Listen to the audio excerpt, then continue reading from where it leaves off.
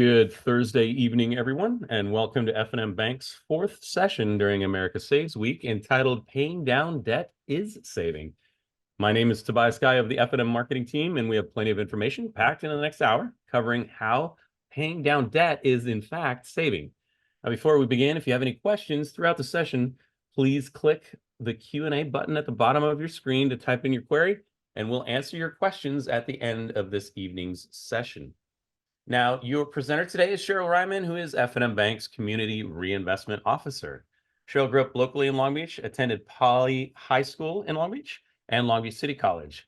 Cheryl has been at F&M for over 35 years, and when she's not here at F&M Bank, Cheryl enjoys traveling, and her goal is to visit every single one of the U.S. national parks. And with that, Cheryl, I hand it off to you. Well, thank you very much, Toby. And thank you everyone for joining us this evening. We're very glad to have you with us today. Today, we are working along with material from America Saves Week. During America Saves Week, individuals and families make a commitment to themselves, to yourselves, to save successfully. America Saves is a national initiative.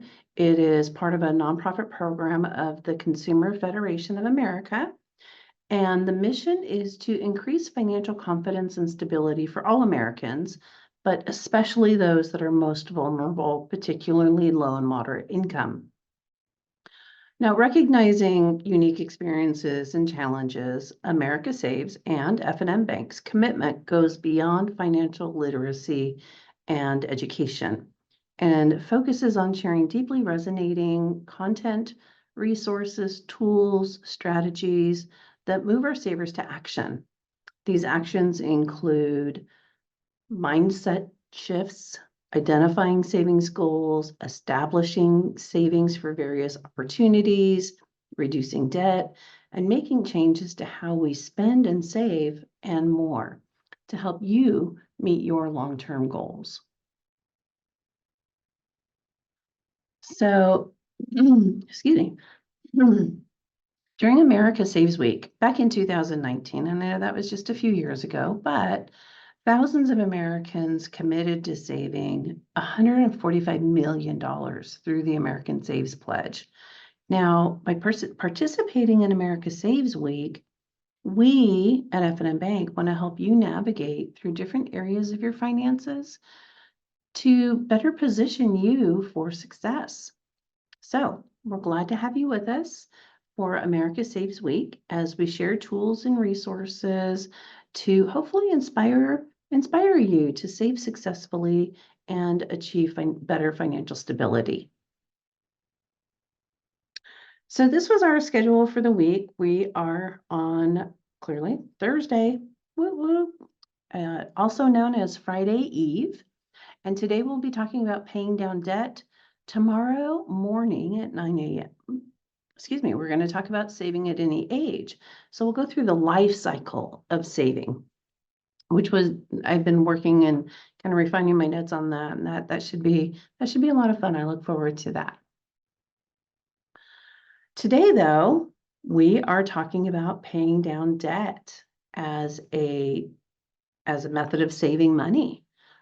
Just like having a plan for saving is important, which we've been talking about Monday, Tuesday, Wednesday, so is having a plan for reducing debt.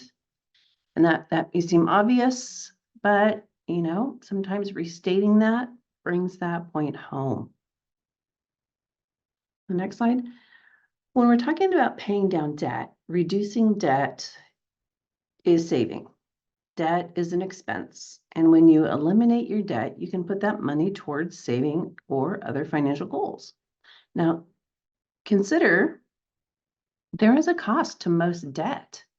If you owe somebody money, whether it's a credit card, whatever it might be, a car payment, a house payment, whatever it is, there is a cost to you having that debt by way of interest and or fees. So have you looked at a billing statement recently, whether you make a house payment, a car payment, a credit card payment?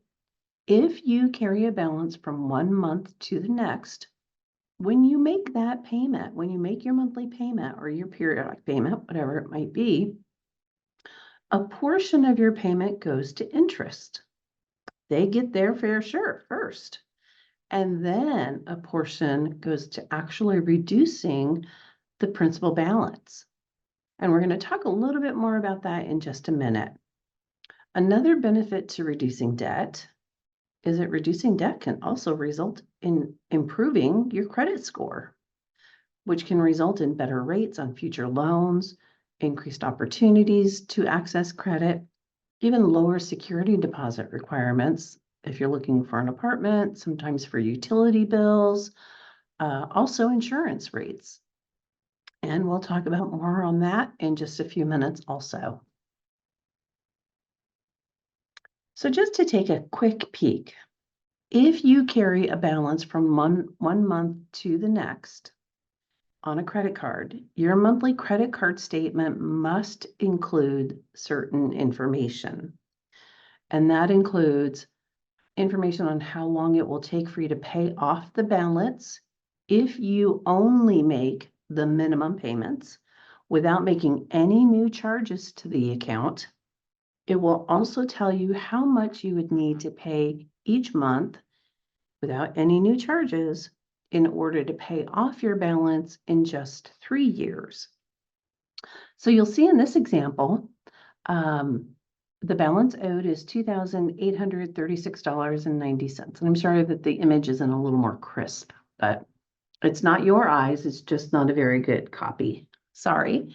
But okay, so $2,836.90. Making only the minimum payment in this scenario, the minimum payment is $28. If you pay only the minimum payment without adding any new charges to the credit card, it will take you 14 years to pay this off. And you will pay $6,258 over the course of those 14 years. That's more than twice the amount of the balance that's owed right now. That's a hefty chunk of change. Now, if you were to pay, now we're looking what are those minimum payments required to pay the balance off in 3 years? And that monthly payment, at least at this point, would be $103 instead of just the $28. So clearly, paying it off in 3 years instead of 14 years is much faster, which also means then that the amount that you end up paying over that period of time is significantly less. With $3,699, you save over $2,500. Now, realizing that the difference between the minimum payment of $28 and the $103 to pay this off in 3 years, that might be a pretty big jump for some people.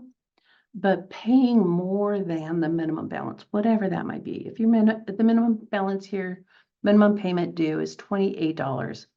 If you can do $30 or $35, whatever you can do to pay more than the minimum amount helps to decrease the principal amount and pay that debt down faster. On the next slide, many of us make mistakes when it comes to handling debt. Unless you've had somebody, not necessarily even a parent, but maybe a respected older adult or teacher or somebody who helps you understand finances, many of us make mistakes when it comes to handling debt. People get into debt for many, many different reasons, such as purchasing assets, like buying a car, buying a home. Even schooling is considered an asset, and we often go into debt to purchase those types of things. Then pay bills, or because of not paying bills, we go into debt.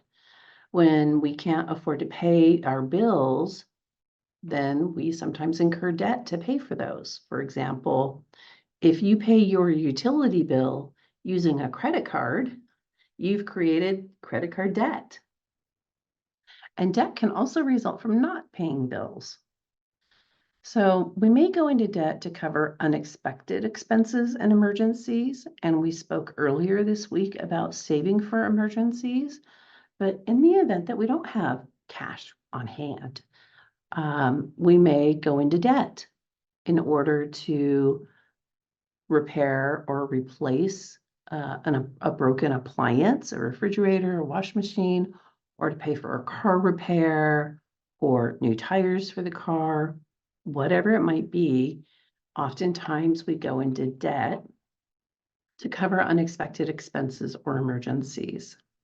And then often people go into debt to buy things that they want or need. Now, it's interesting because as a single mother with 3 daughters, they're grown now, so I feel free in talking about them.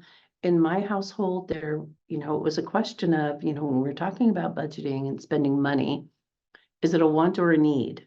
While yes, you do need shoes, you do not need the $200 shoes.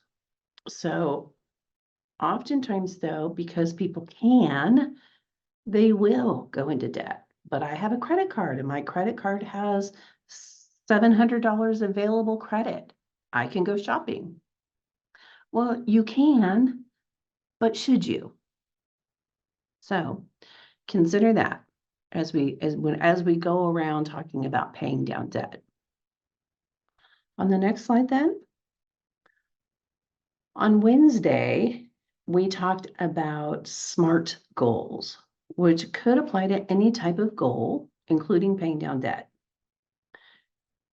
It's important and this was a life lesson for me when I was struggling to manage debt and having to sit down and put pen to paper. And we're going to talk about that process in just a few moments. But being specific about what will be accomplished. Making a plan to tackle your debt. That's the M, specific, in making that plan to tackle your debt. M is measurable, reducing the debt, having lower balances. A, action-oriented, SMA, making more than that minimum payment, right? So instead of $28, maybe $35 or 40 or 50, whatever I have the ability to do at that particular time. And then also stop acquiring new debt. And SMAR, R is reachable. Be reasonable, whatever goals you set for yourself, whatever it might be, getting out of debt, saving, whatever it might be, physical, fitness, be reasonable. Don't self-sabotage by setting unrealistic goals, but don't go too easy on yourself either. And then T, SMART, time bound. What is the time limit? By when do you hope to achieve these goals? 3 years, 5 years, 13 years? Make sure that you have an idea of when you want to achieve that goal so that you can be focused and diligent about achieving that.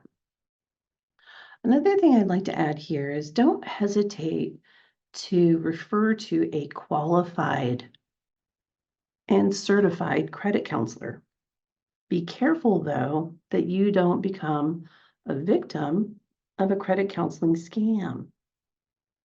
When we had the mortgage lending crisis of 2008, 9, 10, there are a lot of bad people out there, and they were taking advantage of the opportunity with people being so desperate to save their homes from foreclosures that they were pretending to be credit counselors and requiring people to pay upfront fees for services that either they never delivered on or they could do by themselves for free. And the Federal Trade Commission has added or has prosecuted a number of fraudulent credit counseling services. The part of what they do with that too is once they have you in there, They will ask for all of your personal information, which you will give because you think they're helping you, and then they will commit identity theft. So be very careful. I've added a link in the chat, and that is a link to the CFPB, the Consumer Financial Protection Bureau. And it is a governmental agency. Don't worry, these are good guys. But this particular site will provide some information about credit counseling, that if you need help with that, they're there. They can lead you to qualified certified credit counselors. Now, on the next slide, understanding your debt is the first step to managing it. And this is where it can be a little bit overwhelming. I think when somebody is in debt, hearing the phrase in debt up to your eyeballs, but when you're in debt, sometimes it feels like a vicious circle, and it's maybe overwhelming to approach that. But the first step to managing that and getting it under control is fully understanding your debt. So begin with gathering information on your debts. And there can be some maybe shame about this, depending on what your position is, but don't be, particularly if you're working with a certified credit counselor. They've seen full range of situations. So, if you're coming for help, we're proud of you for doing that. That's the first step. Now, getting information about your debts, you can gather that information from a number of resources. First and foremost are your credit reports. I'm a big fan of credit reports. We do a 1-hour seminar just on credit reports, accessing them, understanding them, how to improve them, and your credit score. But today we're focusing on paying down debt, but understanding your debt and recognizing all that you owe is really, really important. So access your credit reports. We've got the website up here, www.annualcreditreport.com. Now, it used to be that you could only access your credit reports for free once a year. But with the advent of COVID and all of the alternative payment arrangements that were made, the Federal Trade Commission felt that once a year was not enough for us to be able to properly manage our credit reports and make sure that the information in them is true and correct. So during COVID, the Federal Trade Commission demanded and required that the credit bureaus, Equifax, TransUnion, and Experian, allowed us access once a week. Now that has been made permanent. So you can access your personal credit reports once a week. We've got nothing to do on Thursday night. Let's pull our credit reports for free. Now, access to the credit reports is information on the credit report, your credit history. For free does not include the credit scores, but the information in the credit report itself is the important part, because that's what creates or what generates the credit score. I also want to add that it's important for you to look at all three of your credit reports, Equifax, Experian, and TransUnion, as they may contain different information. Not all creditors report to all three of the credit bureaus, and I can personally attest to this. I have some accounts that are on one report, but not on the other two. So if I'd only looked at one of the other two, I wouldn't have seen that. So it's important that you look at all three. And even looking at your credit reports, they don't format them very well. We are not top of mind when you go to save or print them. It takes a little bit to work your way through that, but don't allow that to intimidate you also. Just be patient and be kind to yourself as you go through that. We'll talk about that when we do the credit webinar on June 7th. Then also you can look to your monthly bills and statements when we're talking about debt. Now, many of us has transitioned to receiving electronic bills or statements. So maybe you don't actually look at, like really look at those bills or statements. But it's still important for you to review those periodically, at least, to ensure that the information is correct, that there are no errors. I know that cable, cable, everybody loves looking at their cable bill. But, I realized, you get your bill and you pay it. You get your bill and you pay it. You get your bill and you pay it. And finally, I looked at my bill and I'm like, why am I paying for 4 receivers? We absolutely do not need 4 receivers. Now, granted, it's what, like $7 a month, but $7 a month certainly adds up. So, nope, 2 of those got to go. Bye-bye. So look at those bills and statements, not only so you can recognize what you actually owe and who you owe, but also for opportunities for cost savings. Then to continue identifying information about your debts, loan or credit documents. We talked about the monthly statements, the bills. When we're talking about, and we're going to talk about this in just a moment, but you're going to want to have some of those documents handy when we put pen to paper to prioritize the plan of attack for paying down the debt.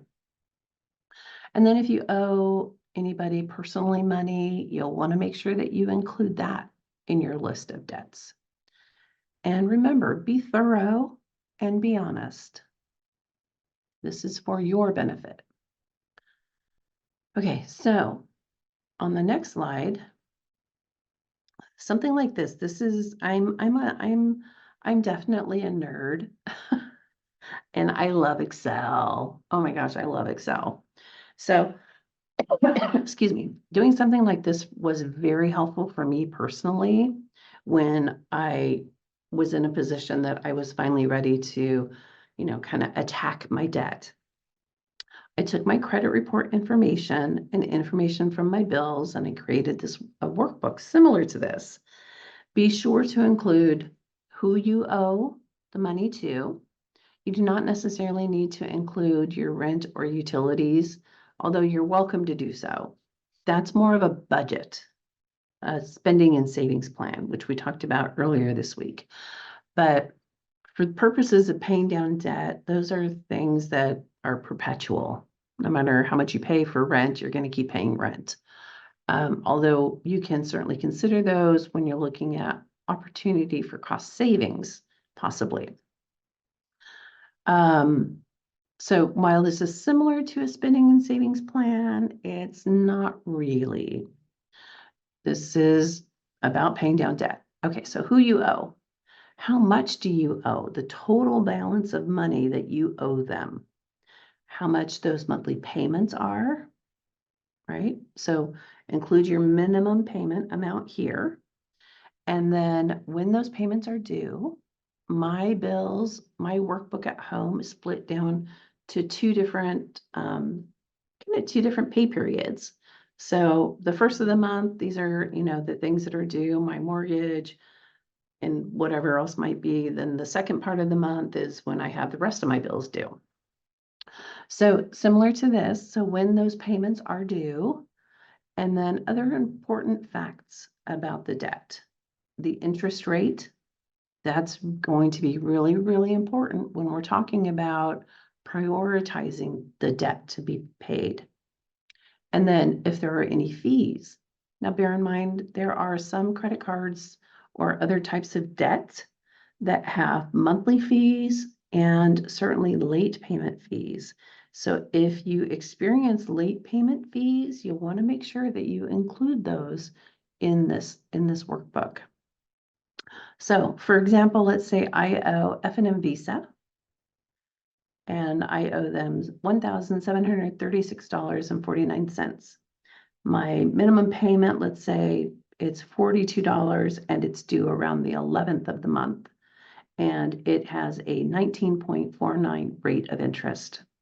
Now, there is no annual fee or monthly fee. And because I don't get paid until around the 15th of the month, sometimes my payment is a few days late. So there may be a $41 late payment fee. You'll want to make sure that you capture all of that on this workbook. And I do have one more thing to add, one more column to add to this, is whether or not this debt shows up on any one of your 3 credit reports, because that might be something that you want to consider when you prioritize paying down your debt. On the next slide then. Now, generally speaking, there are two concepts to paying down debt.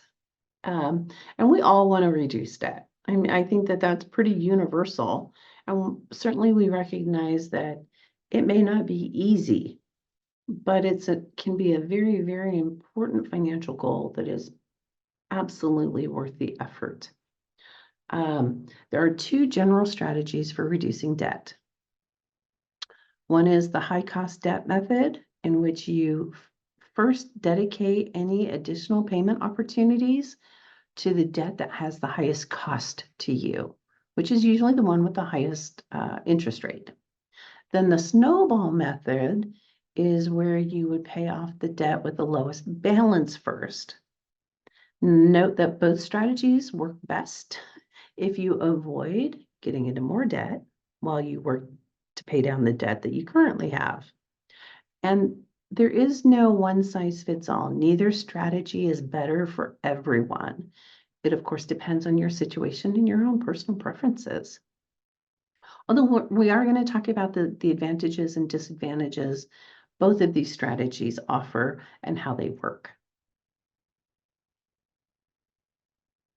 So on the next slide here, you'll see the high cost debt method first. With the high cost debt method, it has the advantage of saving you money because you end up paying less interest over time. The disadvantage is that your progress may feel slower.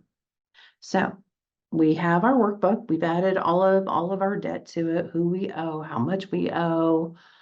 Then let's sort that to the highest cost debt. And like I said, that's usually the one with the highest interest rate. Not always though, because you may have an account, particularly a credit card, that has maybe a little bit of a lower rate of interest, but you have a $5 monthly fee just to have that card.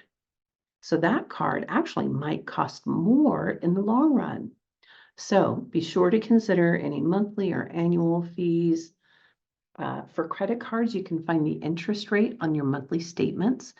The interest rate is not something that you will find on your credit report. For other types of loans, you can look at the documents that you signed when you first took out the loan. It might be on your account statement. If you're unable to find it, then contact the lender and ask. Then absolutely all of your debts, make at least the minimum payments every month by its due date. Pay on time, pay on time, pay on time. When we talk about credit reports and credit scores, your payment history is the biggest factor to your credit score, whether that's good or bad. We're not talking about credit reports and credit scores in detail today, but it's really important for you to know and understand that a poor credit history with a resulting poor credit score can cost you money and opportunity. Okay, now then, when we're talking about paying the minimum amount due each month, you can often set up automatic payments so that you can be confident that the lender will always receive that payment on time by the due date. Then, once you've got all of your minimum payments done, if possible and when possible, pay a little extra, as much as you can, to the debt that has the highest cost. And keep doing that as often as you can. But remember, try not to add new debt. Put the credit cards away, put them down, lock them up, okay? Save them for emergencies. Because your goal now is to pay down the debt. So that is the high cost method. Now let's talk about the snowball method.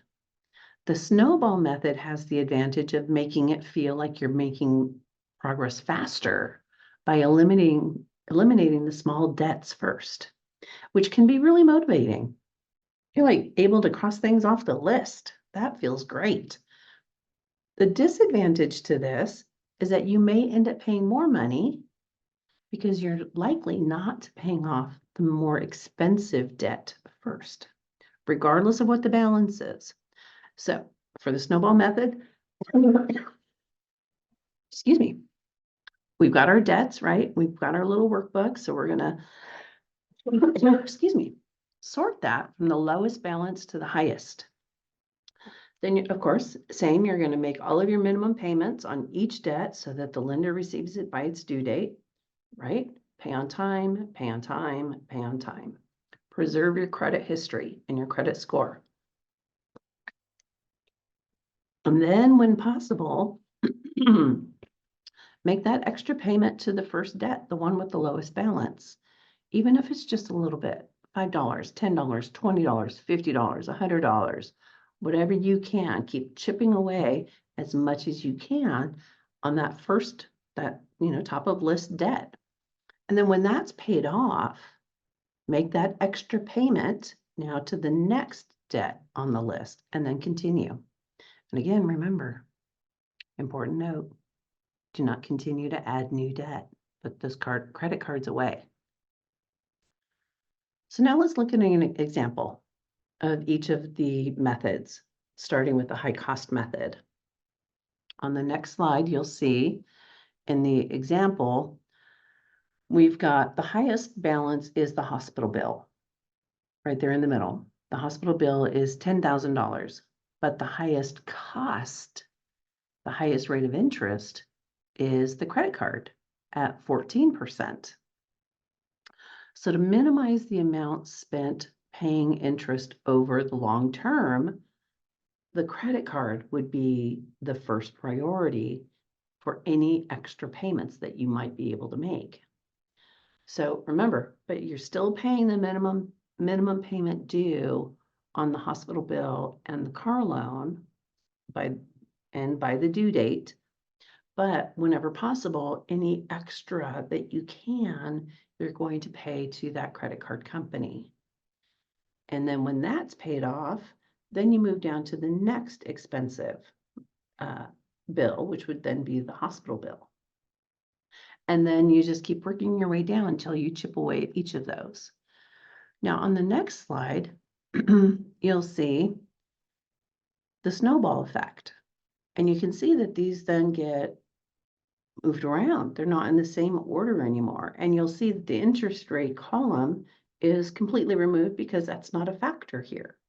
For the snowball method, you're looking only at the amount that you owe and paying the smallest balance off first. Again, like I said, it's a psychological thing and it feels great to get things marked off of the list. So to minimize the amount spent paying interest, remember we were paying the credit card company, but because the car loan has the lowest balance, any extra that we have, we can apply to the car loan. And then when that's done, we move down to the credit card company, and the hospital bill is the last thing to get paid for the snowball effect.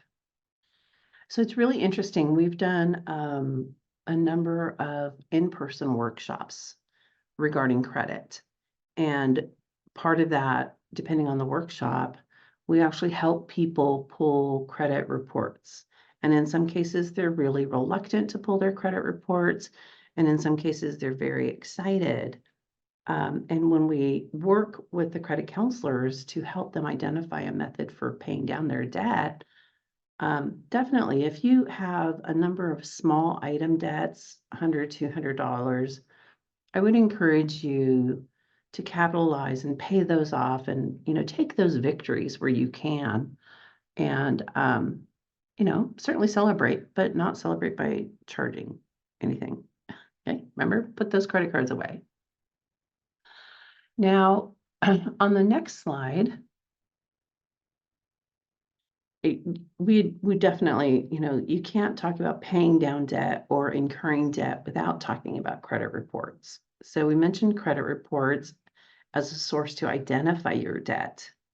Now I can and often do talk about credit reports and credit score for a long time. I mean, we do, like I said, we'll be doing our 1 hour webinar on June 7th, and it's all about credit reports. But I honestly could probably speak easily for 4 hours on credit reports and credit scores because I think it is so important. But it's important to recognize the role debt has in our credit reports and the resulting credit scores.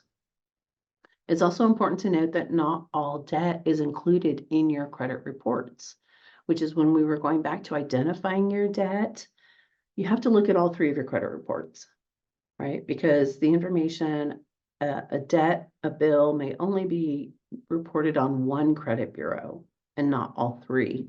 But some of them are not on there at all, at least until you're late, until you become a delinquent account, and then it shows up on your credit report.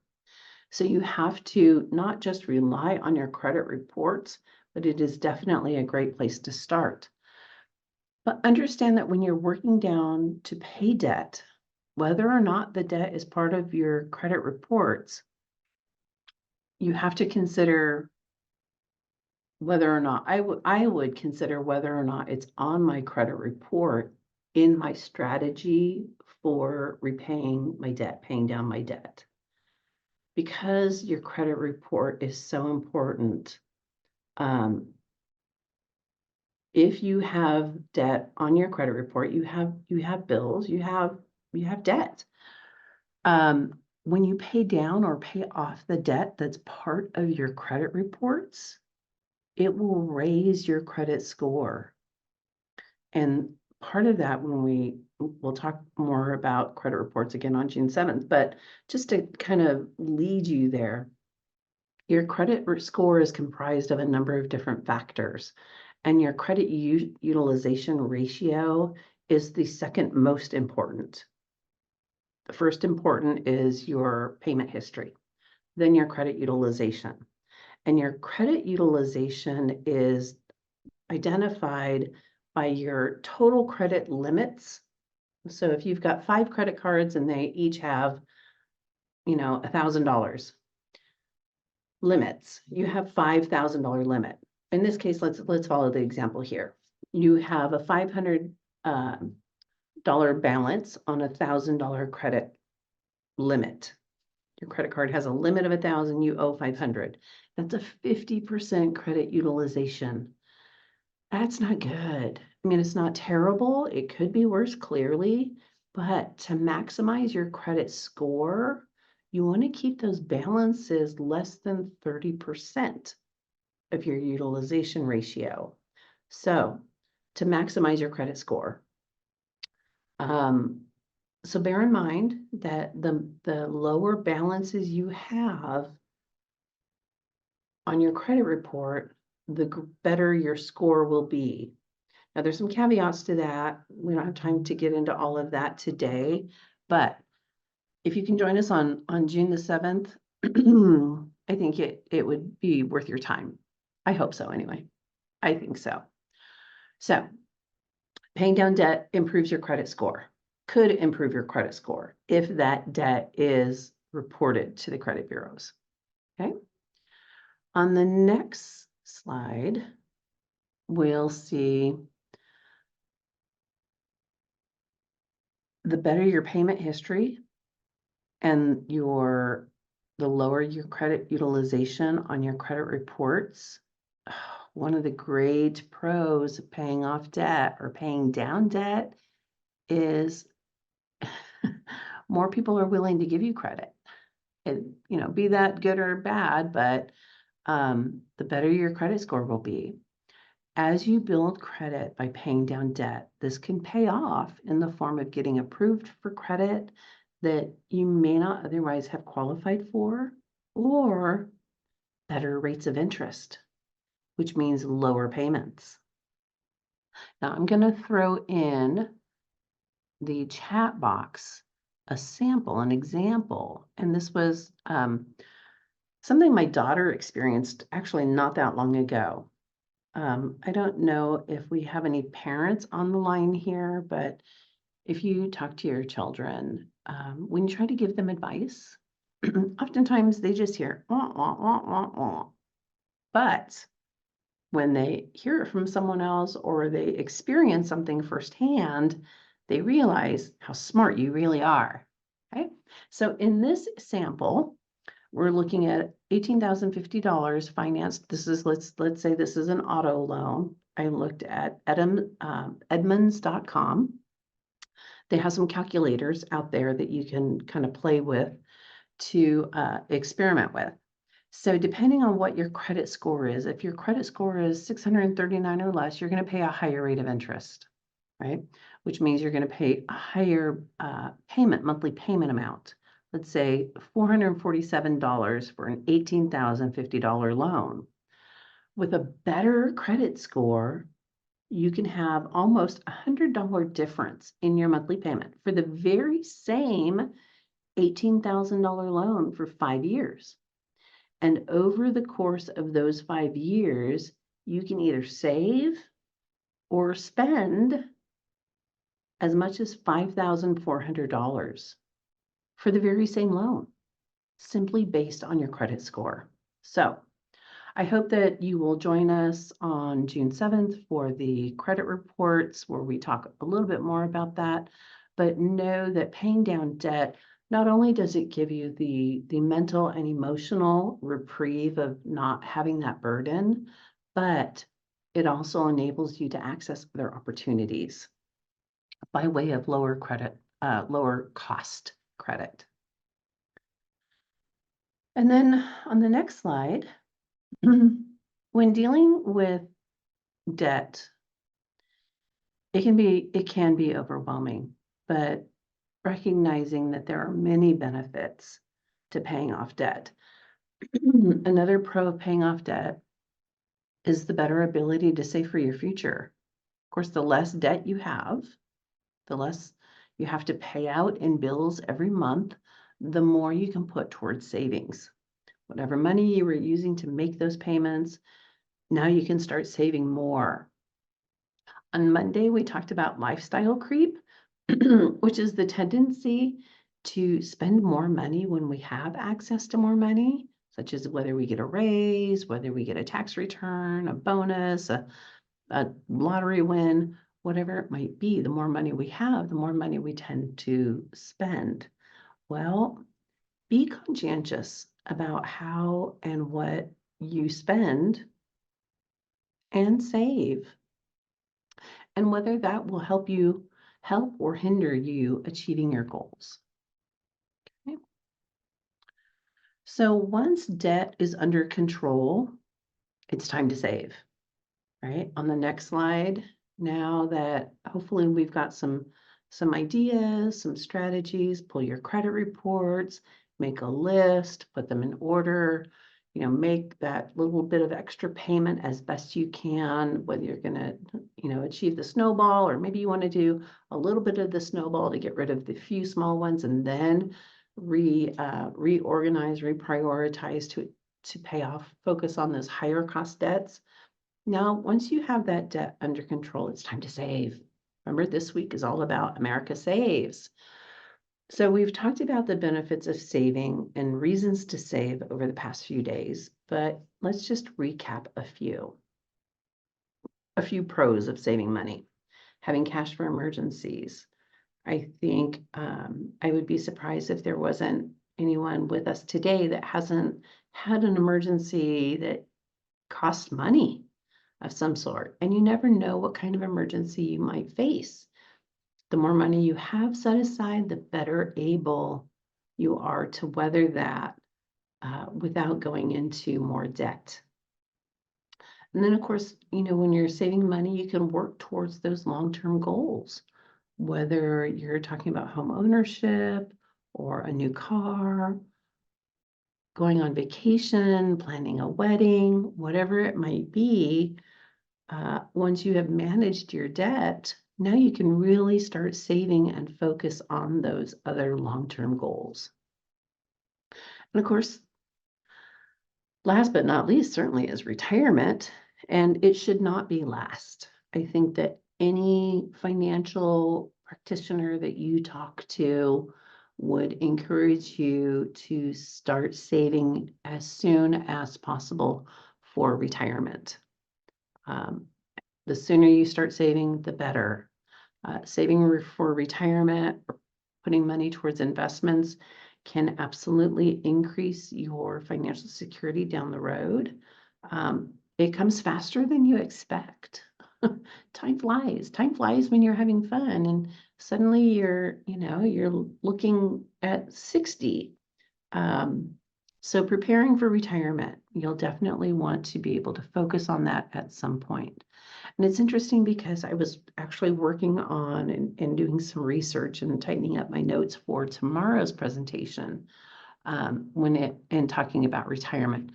Tomorrow we'll talk about, children, youth, young adults, and then of course the older adults, and savings goals throughout that spectrum of life.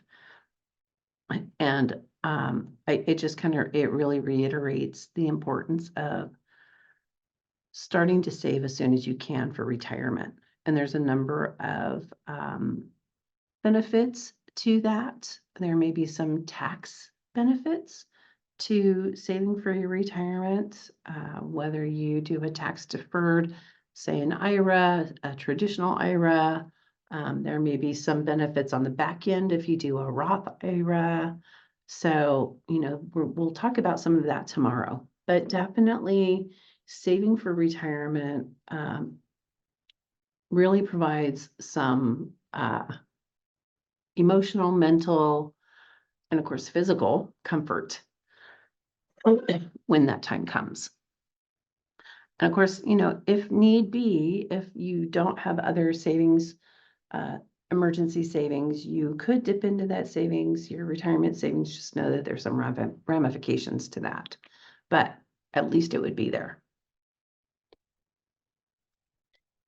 And we've been talking about the America Saves program, the initiative, the pledge. Excuse me. The America Saves pledge. Just see. When we set a goal, we are biologically programming our brains to change or create new behaviors and to reach them because of the way our neurons organize is impacted. So creating focus on specific goals allows our brain to create new, stronger bonds that help increase the likelihood that we achieve our goals. So set a goal. America Saves helps you reach your savings and debt reduction goals by you setting a pledge. And the pledge is just simple. It really is. You identify what you're saving for, whether it's debt management, emergency fund, vacation, a large purchase, retirement, education, home ownership, whatever it is. And then make a plan. It helps you to identify how much you need to save each month for however long it will take to reach your goals. You identify how much you want to save and how long. So let's say you want to save $1,000 within the year. The America Saves pledge would help you identify how much you have to save each month to meet that goal within the time period that you set. Let's say you plan on getting married in 2 years and you want to have a wedding savings plan. Okay, so how much are you going to spend? How much do you anticipate spending on your wedding? You've got 2 years to save it. So when you input that into the America Saves pledge, it will tell you how much you need to save each month to achieve that goal. And then they will provide ongoing support. America Saves will send text messages or emails, depending on your choice, right? Your method of communication, with tips and resources to help keep you on track. When you take the pledge, you can provide your email address, your phone number, and your zip code. No credit card or bank account information. They're not interested in that. You're not paying for anything. You're not proving anything to anyone.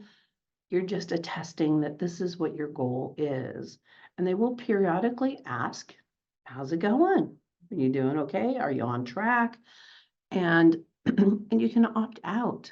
You can cancel it anytime you want so that you're not getting any more emails or texts, whichever or both, if you opted in. Now, to take the America Saves pledge, you can just Google America Saves and you'll find it. But America Saves is a national campaign, but there are regional campaigns. And I dropped into the chat box the local campaign for America Saves. In California, there are 3 regional campaigns. There's the Inland Empire, Los Angeles, and San Diego. We invite you to join the LA Saves, Los Angeles Saves, regardless of whether you're in LA County or not. It doesn't really matter. You're welcome to join the LA Saves campaign. And again, like I said, you don't provide any bank account information, any credit card information. This is just a good faith commitment so that they can help support you in your goal towards savings, whether that's by paying down debt, whether it's, saving for retirement, whatever it might be. America Saves would love to be able to be your partner, as would we, of course, in your savings goals. Then we've got, I think that's the end. We've got one more program for tomorrow. Tomorrow morning at 9 o'clock. On the next slide, you'll see we're saving at any age. Oh, sorry, one more. There we go. Tomorrow morning, we will be talking about saving at any age. As I mentioned earlier, we'll be talking about helping children develop the habit of savings, youth, and building their savings, and paying themselves first when they start receiving a paycheck, saving as an adult, saving as a more mature adult, all of those lifespan focuses on savings. So we hope that you will join us tomorrow, and we look forward to seeing you there. Any questions? Thank you, Cheryl. We do have a couple questions. We are nearing the hour mark, but I think we have time to squeeze in a few here. Okay. One attendee asks, even if I have excessive debt, is it still beneficial to also contribute to a savings account? It's always beneficial if you can. And I know that this is really a challenge, and it's really a tough question. And it was interesting today when I was looking at the material for tomorrow and talking about retirement savings, and I think universally, particularly for retirement, that we start as soon as we possibly can, pay ourselves first and put that into that retirement plan. But managing your debt, I think that is really, really important. And I don't have a simple answer for that. It is really important to pay down the debt so that you can begin contributing even more to your savings. And I think that that's really the focus with this, is paying down the debt and not accumulating more debt. I'm not paying off $500 on my credit card so that I can rack up another $500 on it. And recognizing that, that putting the goal, making it a goal, writing it down, whether it's with America Saves Pledge or just you yourself, identifying that as a goal, but write it down and allow yourself to be reminded of that, so that you're consciously aware of you're working hard, you're struggling to get out of debt so that you can start saving even more. But I think it definitely, personally, a little of both. If you can save, but absolutely focusing, clearly you can't stop making your payments, and you want to be able to do more than just the minimum payments. But is there anything beyond that that you can save? Especially for that emergency fund, for the emergency fund and for retirement. And I'm sorry, I don't have an easier answer than that. That's a really tough question, and that's a really difficult position to be in. Thank you. We have time for one more, and it comes from an attendee asking, is a debt consolidation service helpful to get back on track with high debt? Be careful with that.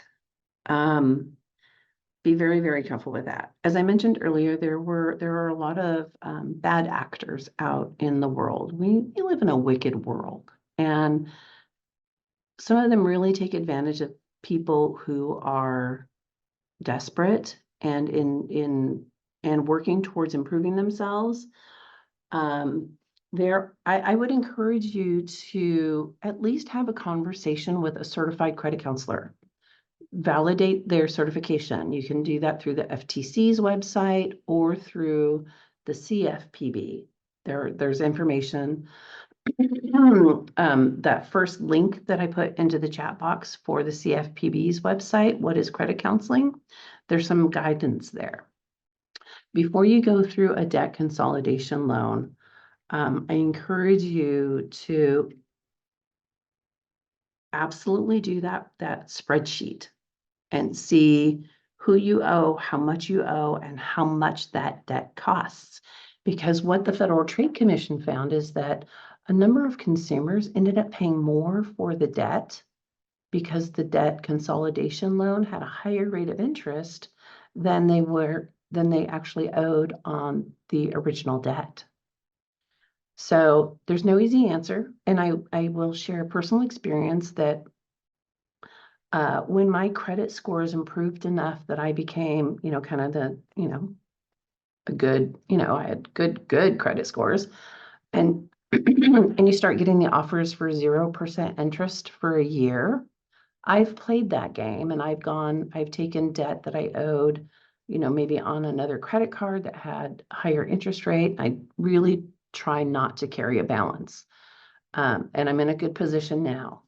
But when I was carrying a balance, transferring that to a 0% credit card for a year saved me from paying interest, which reduced the principal for the course of that year, and then just kind of chased that along to other 0%. But I would definitely encourage, before you do something like that, to talk to a certified credit counselor. And oftentimes they have resources available too. A lot of our family source centers, the community centers that have access to or that provide financial education, the HUD certified housing counselors specifically, may have access to credit programs that help refinance high cost debt into lower cost debt. So I hope that was helpful. That's kind of a roundabout answer, not very direct, but definitely proceed with caution. Absolutely. Thank you. That about wraps it up. Just a reminder, we have our fifth and final session tomorrow, which is Saving at Any Age, starting at 9 a.m. tomorrow morning, Pacific Standard Time. That will finish up our America Saves Week. We hope you can join us then. And we want to thank Cheryl. Thank you so much again for your time and your expertise today on this fourth webinar. And we want to thank all our attendees today for joining us. And we hope to see you tomorrow. We wish you a wonderful rest of your day. Thanks again. Thank you very much.